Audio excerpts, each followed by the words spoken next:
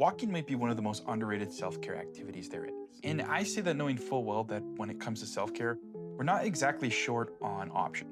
Fancy gym memberships, hair salons, bubble tea, the list goes on and on and on. And while there's nothing wrong with that, walking is free, it's available almost anywhere, and when done with intention, it's kind of magical for our mental wellness. In this video, I'm going to cover why walking is such an underrated self-care tool, some of the real mental wellness benefits it can bring, why it might not actually work as self-care for everyone, and at the end, there are a few little practices that I personally use to stay more present on a walk, and really why it's such a great tool for me as self-care. But first,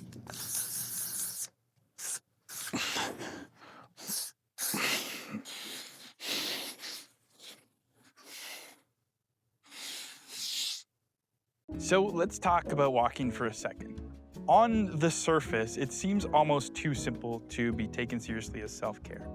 But the benefits, both physical and mental, are actually pretty remarkable. Physically, regular walking has been shown to improve cardiovascular health, strengthen bone and joints, and support better sleep. And mentally, it can reduce symptoms of anxiety, depression, it can boost your mood, and sharpen your focus and memory. In fact, a study done by Stanford University found that walking, even on a treadmill facing a blank wall, increased creativity output by an average of 81%. And research from the University of British Columbia found that regular aerobic exercise, including walking, increased the size of the hippocampus, which is the part of the brain that's involved with memory and emotional regulation. And perhaps most relevant for us today, a study published in the Proceedings of the National Academy of Sciences found that walking in nature reduced rumination significantly more than walking in an urban setting. So why, with all of that, why is walking still so underrated? I think part of the answer is in how mental wellness has evolved as an industry.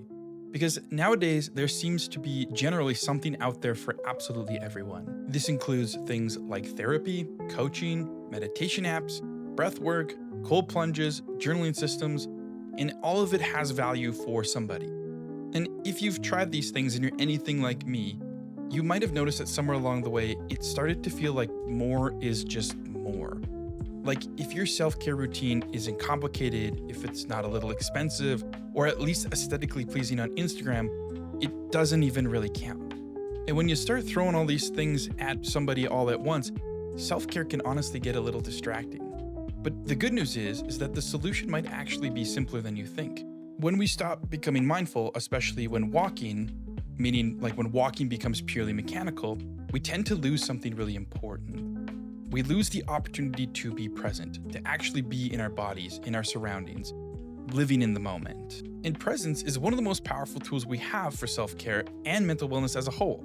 And as stated before, research in mindfulness consistently shows that present moment awareness reduces stress, improves emotional regulation, and increases our overall sense of well-being. So walking, done with even the smallest bit of intention, is one of the most natural on-ramps to presence that exists. So now I'm going to show you 3 things that I do to be more intentional and present when I'm walking for my self-care. But first, one small note on self-care. It's important to understand that self-care is deeply personal. So what works beautifully for one person might not work at all for another. And that's completely okay. Walking honestly is no different. Also, if you have any health conditions that affect your mobility or physical activity, please check in with your doctor before making walking any type of a regular practice for you. And if walking isn't accessible to you, whether it's something physical or just because you're not at that stage in life, you can still use these practices that I'm about to share. You might just need to get a little creative. So this could include simply sitting outside, finding a window with a view, or if you can't get outside at all, just picking the room that you're in and adapting these practices for that situation that you're in. Okay, now let's get into the good stuff.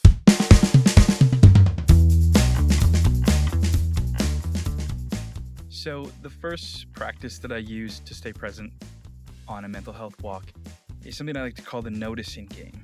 So what you're going to do is you're going to pick something to focus on and notice it on your walk. Typically I do this with, say, like a color. So if I'm hiking or something, I'll pick like the color yellow and I'll just try to notice everything that's yellow. But you can use anything. You can use textures, you can use sizes, you can use things that are hot, things that are cold, things that are moving, things that are still. And for this one, I'm gonna do a little bit of cheating. I'm at the Calgary Zoo Petronas Gateway to Asia exhibit, and we're gonna notice all of the animals. So let's go.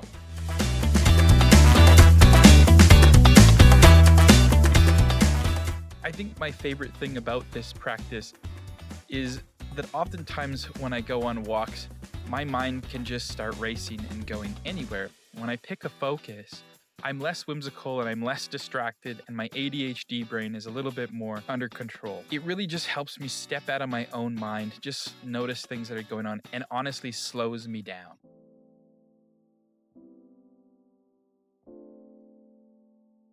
The second practice that I like to use to stay present on my mental health walk, something that I like to call going big to small. And basically what you're gonna do is you're gonna look at a certain thing in its entirety. So kind of like a 5,000 foot scope view. And then what you're gonna do is gonna go around and look at things that make up that 5,000 scope view. So for example, if you were to pick like a forest or something, you would take a look at all the trees, their height, how many there are, the colors, the shading. And then what you might do is go up and inspect individual bark or individual leaves or some, even the dirt that's underneath it. I'll also just remind everybody to try to disrupt things as little as possible. If you can't do a forest if you're at home, this one's really good. Just take a look at the room that you're in and all the things that make up the room. Then go around individually and try to notice the small things. I like to do this with plants. A lot of the times I'll do this with art.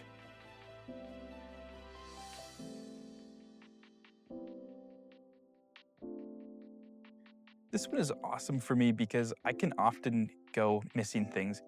Sometimes I miss the big picture and sometimes I miss the small details. By doing this, I get to go through things twice, and it really helps me just appreciate all of the little things that go into making something whole.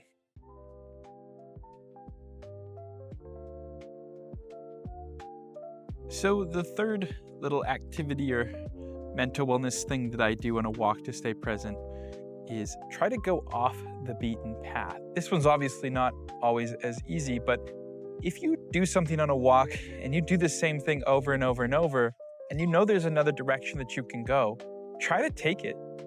I think whimsicality is one of the most underrated things that people can do in order to stay present.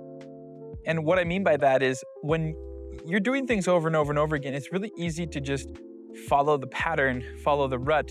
Your brain gets into the habit and you sort of lose that exploratory feeling of finding things that are new. And I find that when I'm in that explore phase, I'm noticing things differently and I'm paying attention a lot more. So there are 3 practices that I use to be more present when I'm walking for my self-care. But what do you think? Is walking underrated? Is there any type of tip or any type of thing that you do when you're walking to stay more present? Just let me know in the comments below. And if you like this video and you want to see more, just click one of the 2 boxes that you see here. I'll see you over there. I'm Jeff Turner, and until next time, remember to take care of yourself however that looks to you.